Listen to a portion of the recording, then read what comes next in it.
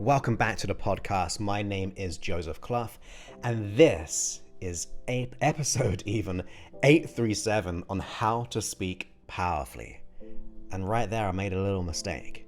But that's okay, because speaking is not about the lack of making mistakes.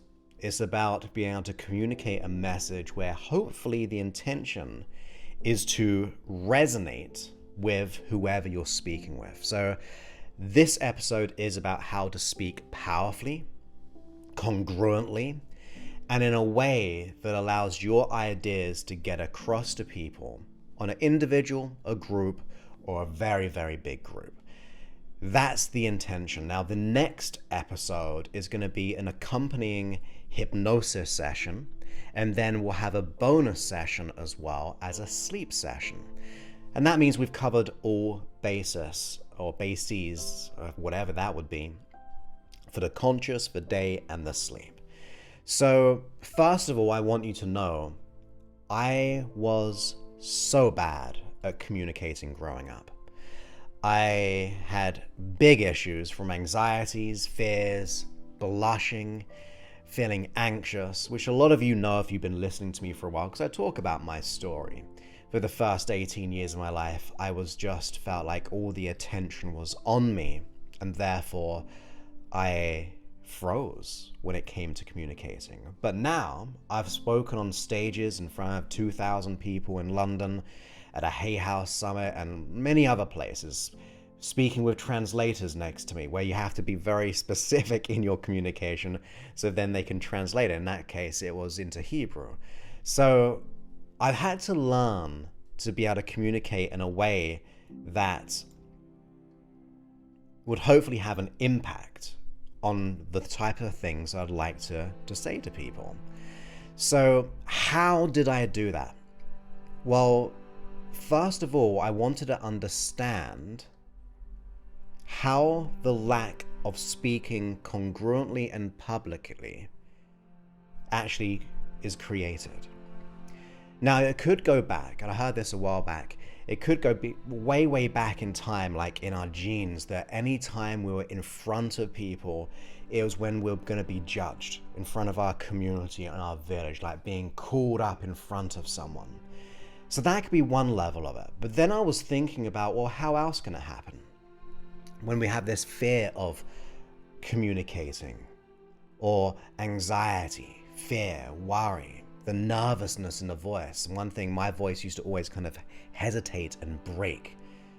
Well, for me personally, it just goes way back to school. Like, if you're an unconfident person as a kid, there are many times at school when you are in front of people. I remember you'd have to read a paragraph, and then another kid would read another paragraph. And there's that hesitation, just waiting. Am I going to be next? I'm coming up closer and closer and closer. Or sometimes even worse, when you're just made to stand up in front of everyone, in front of all your peers, in front of an authority figure, when you are being judged upon the answer. And if you're not very good at that subject, then of course, you're going to probably hesitate. So there's many experiences like that, which then creates an association, an unconscious fear-based decision that causes us to go, I don't like to speak, because we have this threat of judgment, of being rejected, or if we're a bit of a people pleaser sometimes, we don't want to rock the boat, we don't want to make people feel bad, or if we're not good enough or worthy, it makes us go, am I correct here? You're second guessing yourself. You think like you're an imposter. So it's easy to see how the unconscious mind gets trained up from the very, very young age at school to be fearful of the consequence of being picked on to speak in public. And even if you're not a public speaker, that is going to be important, because you can utilize what I'm about to say on an individual level, on any level really. But I'm going to broaden it out so it allows us to be able to get the point across in a way that they understand. Now, one of the things that people tend to do when they speak is they speak way too quickly. 93% of all communication is unconscious. 7% is words. The rest is our tonality and our physiology. So the tone goes down to the speed. It goes down to the, in other words, like the tempo, the pitch, and even like the way that we group words together. And then the physiology is like, you know, our physiology. Like if you're looking down, or if you're kind of closed up, it's going to communicate a certain message. So when it comes down to speed, one of the greatest things that I learned, and here's a trick that I discovered on stage, was to say nothing for 30 seconds or so. And it was very scary for me, but I wanted to embrace silence. You see, if you're very quick in your words, and look, I'm human, sometimes I speak really, really quickly when I get too passionate about things. But it's good to have that variability where you slow things down and just embrace the moment, even though it's scary. And we'll cover some tips on that as well, right? We'll cover some things around that. But I want us to slow down the language because it cuts out the ums and the ahs. I don't think I really do. I've been complimented on anyway. I don't tend to do too many ums and ahs on the podcast. I might be wrong, or they may be wrong, but I put it down to slowing down and having space between my words. So I can go very quick in my communication because I want you to truly transform. But then I want you to slow it down, that the listener starts to really get that information. So we want to be able to slow it down, which then creates the ums and ahs to disappear. But let's get into when it comes to the fear and the anxiety and the worries and the doubts. One way that I think is superb, other than the hypnosis session, which will be coming out in the next episode, is something that you've got to practice. Usually, we're in a very highly associated state when we're doing speaking because all the attention is on us, right? It's just, I don't know if you've ever been in that situation. I'm sure you will resonate if public speaking is an issue, or even when you're around just a couple of people who may be authoritative or your peers or what have you. You tend to notice this closing in where the energy is focused on you. Well, those who are very good at public speakers just radiate. That's all they do. They don't take anything in. They radiate that out. And the reason how they begin to learn, I think, whether they're consciously aware of it or it just happens naturally, because a lot of the work that I teach is taking the natural process and then doing it in a conscious and unconscious way to help someone. So it's not making things up, it's just modeling what works and then installing it in people. So going back to communication, it's a very highly associated situation. You're looking through your own eyes and all the attention's there. You're feeling all the feelings in your heart, your stomach.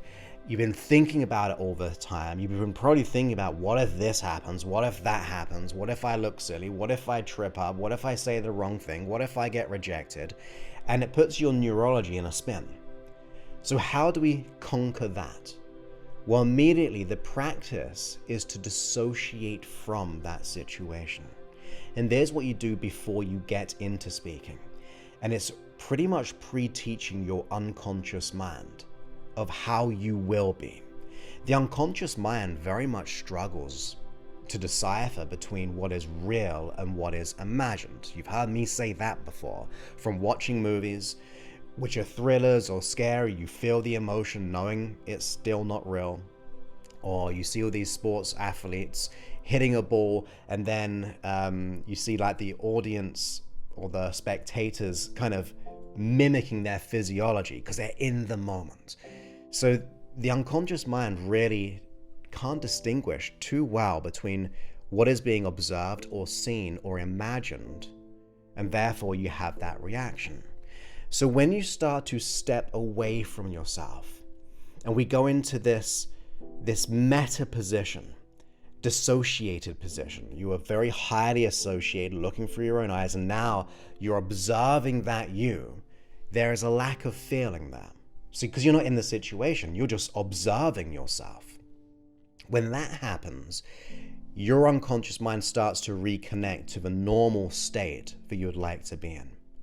And then the goal is to be able to future pace how you would like that conversation to go, whether it be public speaking, whether it be in a small space, maybe it's just like you got an interview coming up. Whatever it is, it still works. You go ahead and imagine even before you were ever in that situation. So in other words, it could be like observing yourself. Let's say you're going to sleep the night before and you just imagine yourself going to sleep, waking up amazingly, seeing that you get ready in the morning, seeing that you go to that place where you'll be doing that talk, and see that you going throughout that conversation, looking cool and calm, your posture is centered, seeing you slow down, being able to express what you really want, seeing the wonderful faces or face, being very observant, and going all the way to the end. Now, if you do that repetitively or repeatedly, your unconscious mind is learning a new strategy. It's visual rehearsal, but the key here is focusing on the outcome of how you want to be, not what you don't want, but how you want to be, and doing it in a dissociated way, observing yourself, almost like observing a you in a movie. Now, the other thing I like to think about, and I try to do this on a lot more when I'm teaching, because that's when I'm really getting into public speaking, is that there are different kinds of people who take in different bits of information. There are the why people, like, why is this important for me to know? There's the how people. I just want to know how it works. There's the what people, like they just want to know what it is. And then you got like the what if people, which is almost like, well, what if they do use it? What is it going to mean? So sometimes we just tend to speak in a way that is just to a certain kind of person, like just the why, but you're missing out on all the how people, the what people. So when I'm trying to come up with a way of talking, I like to try to express why it's important, what it is, how it works, and what if you apply this today. And that way, when I'm communicating with people, they're going to understand what I'm saying. And that is the power of words. So although it's 7% of our communication, if you can go ahead and articulate a nice conversation by putting more whys and whats and hows and what ifs, you're going to be able to catch that person's filter for absorbing the reason to listen to what you're about to say. And when you're even observing yourself, almost notice as if you are radiating. Like practice that. Even like right now, imagine radiating energy out. Radiating energy out. Going into that place and saying to yourself, that's my domain. Like as if you are putting an energy out to whatever the place is, but that's your domain. Wherever you go, that's yours. And that means when you step into that place where you're about to speak, you're telling your unconscious mind that this is where we get to shine. This is what we want. And why not speak to your unconscious mind? Like there have been many a times when I've been ill, when I've had to do a teaching gig. But when I'm actually doing it, I don't feel the illness because I tell my unconscious mind, well, this is how I want to perform. This is there's the reason why I'm doing it, because I want to help someone today, or it could be for you. I want to get this job and it will mean X, Y, Z, bigger pay rise, doing something I like, supporting my family. Is so important, not in like a negative consequence way that you're overloading yourself, but you're just telling your unconscious mind, we're in this together. How can you support me today? How can I have this to be the best way of communicating? You see, the person with the most conviction in their communication will always win the conversation. There was a study between two hypnotists, in fact, where one hypnotist was told to do a certain hypnotic phenomenon, and the other hypnotist was told to do the exact same one. The first hypnotist knew they could do it, believed it would work, because they've done it, or they just believed in the power of hypnosis. Where the other hypnotist didn't believe it would work. They're like, that is not going to work. Well, the person, or the hypnotist who believed it would work, was able to produce the hypnotic phenomenon, whereas the person who did not was unable to produce it. So that goes a long way, and there's many studies on this when it comes to communication, from doctors in how they have rapport with their patients, and even the outcome of healing. Many. I'll try and remember the book name. But it's the person who did Outliers. I cannot remember. This is being broadcast live on YouTube, by the way, so if you know who I'm talking about, put it in the chat and then I'll let everyone know what it is. But the book Outliers, and lots of big books. I'm trying to think. But anyway, being able to communicate and have certainty in your voice, in your reason, in your self-belief, in what you're communicating, it causes the other person to accept what you're saying. So it does go back to our esteem. It goes back. Malcolm Gladwell, thank you so much, Mina. There's being live recorded once again, or streamed. Malcolm Gladwell, he wrote a book all about communication. So as I was saying about self-certainty, like if you're not certain in your own identity, if you don't believe you're good enough or worthy, well, what does that mean in the quality of your words? Your tone, your physiology. Like, just try it on. If you feel not worthy, how does that message, or that, you could say, that energy go into the words that you're saying? You could be saying the most wonderful, greatest words ever to be said, but if you're doing it with a lack of self-belief, that person's not going to receive the words in a way that you would like. And that's why I go back to that visual rehearsal, or listening to the hypnosis session coming out on the next episode. Because I want you to have the self-certainty and the self-belief in who you are. So that means your words resonate. Your words will resonate. You'll be able to create beautiful pictures in their mind. It will resonate with them. It will cause them to feel certain things, just by having that certainty. So it does go back to our identity. It does go back to our self-worth. So one of the things to do is that visual rehearsal, and be aware about the communication of your physiology, of your tone and all those things, slowing things down to ignore and delete the ums and the ahs, building some of that embracing of the silence. Because people will hang on your words, by the way, when you do that.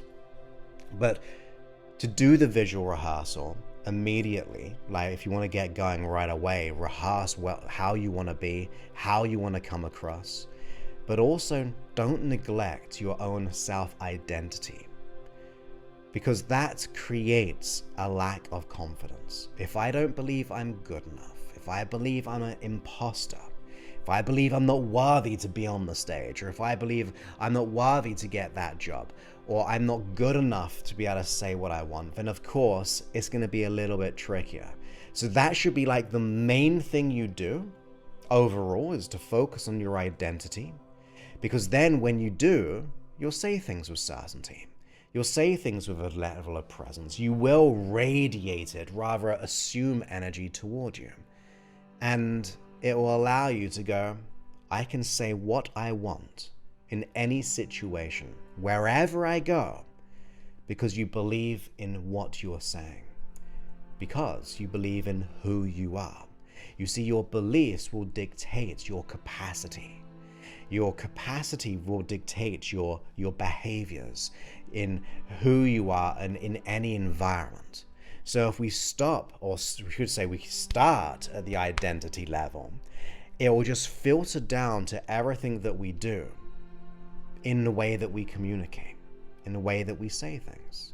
So the first protocol is to practice the visual rehearsal, but don't neglect the deeper work, because that's going to get you everything anyway, right? That's going to get you the relationship, because if you feel good enough and worthy, then you're not going to be taken advantage of. You're not going to be attracting the narcissist. You'll be able to stand up for yourself, but you'll also be able to go into extremely stressful situations, maybe for you in the past, but to actually enjoy it. Because I enjoy public speaking. I get a little bit, it's probably not even nerves, it's more anticipation, right? Because there's a difference between being nervous and anticipation. Because if you're anticipating, you're looking of how to improve. Nervousness creates anxiety, which makes you think of all the things you don't want to happen. So when I get that anticipation, it allows me to be able to communicate the way that I want to, and I enjoy it. And thinking back, I could never, ever, ever imagine enjoying public speaking. I never could even imagine that. But I really enjoy it. I let go of my core limiting beliefs. I began to apply the things that I've said, understand about communication in itself, understand the origin of why they, and the reason why I said about the origin, by the way, just to kind of close that loop, is you've got to remember either A, it was in our DNA, right? Like way back when we were called up in front of authority figures in our tribes and villages and things like that, which means we could be in trouble or at least expecting an answer, and realize that's not you. That's just something which is kind of lingered on in our neurology. And the other one is when we're a kid, so let's say that's the one, well, you're not a kid anymore. Like, those were learned strategies, but you assumed for the best of intentions because you didn't know better, right? Because you're a kid. If you knew the reality of it, you'd go to and probably tell yourself, it's okay, don't worry about it. It's not going to be the worst thing in the world. And that will maybe start to reframe your relationship to speaking, to separate what is not yours anymore. Because that will mean you can then draw some new conclusions of what you'd like it to be. Ask yourself, how would you like to speak? How would you like to enjoy the speaking experience? To embrace that quietness, to pronounce certain words with intention that causes people to just automatically listen. There's so many elements to speaking, but I think when you get to that place of just going, do you know what, I'm okay. I'm worthy to be here. Like, do the work around that if you don't believe you're worthy, but when you do, you're like, it's okay. I'm allowed to be here. This is where I get to shine. This is where I get to have fun. And embrace mistakes. It happens. It's normal speaking. Even the ums and the ahs, I trip up on my words a lot, but it's not going to stop me try to communicate what I'd like to. Because if I can embrace my faults in my language, and I get comments about how I speak sometimes, but if I allow those comments to stop me doing what I love, yeah, I'm going to probably take them on board and learn from them, but it's not going to stop me. It's not going to stop who I want to become. So tell yourself you get to enjoy this. You get to experience this, to radiate, to push out your energy, but that's your domain wherever you go. That you can enjoy the silence between the words, between the sentences. We can speed up and all those kind of things. It becomes more of a playful thing. It allows us to express ourselves in our physiology and so much more. Because just think, if we are communicating 93% of our communication, right, it means they're doing the same thing. So you can affect their neurology in ways that you never knew possible. But once you start to understand that you can, then that's where you're going to start to make wonderful, beautiful changes in your life. Go ahead and listen to the next episode when it's out. If it's out already, it'll be a day hypnosis session, and also there'll be a bonus episode of a sleep version within the app as well. And that means you get to transform as you go to sleep. And if you haven't got the app, you can go to freehypnosis.app, where you get all the access to all these free episodes. We're episode 838 now. And we just looked before the stream. We've got 14 million downloads just in that free section. Just from the podcast, 14 million downloads. And that's just me speaking. That's how it came about, from someone who was super nervous and shy and worried and fearful and never felt he was enough, to be able to do that. So if I can do it, then you definitely can as well.